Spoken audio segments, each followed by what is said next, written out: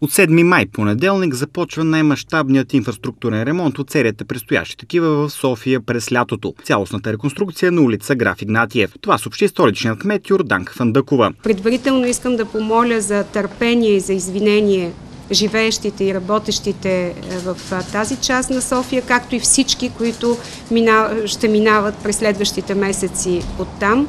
Отново ще кажа, проектът е изключително важен, но и много труден. В рамките на строителните работи ще бъде сменена сегашната канализация, която е поставена в началото на 20 век. Трамвайните линии, както и цялата улична настилка. Улица Граф Игнатиев също така става изцяло пешеходна. От булевард Евлоги Христо Георгиев до улица Алабин. Зеленчуковият пазар до храма Свети Седмочисленици ще бъде премахнат, а емблематичният книжен пазар на площад Славейков ще бъде обновен и ще придобие модерна визия. Ремонтът ще се осъществи на два етапа, първият от които следва да приключи най-късно до средата на октомври. Срока за изпълнение по договор на целия проект е 300 календарни дни, което е около 10 месеца.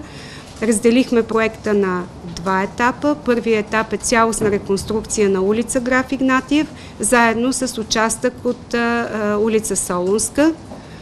А вторият етап е реконструкцията на улица Шишман и улица 6 септември. Вторият етап ще оставим за следващата година, а първият етап очаквам да бъде изпълнен най-късно до средата на месец октомври. Ако фирмата изпълнител не успее да завърши ремонта в предвидения срок, я очакват сериозни глоби по 240 хиляди лева за един ден забавяне. Сериозни са и санкциите при дефекти, случили се в периода на гаранция, който е 8 години. Те могат да достигнат до 1 200 000 лева. Временна автобусна линия пък ще замести спрените трамваи.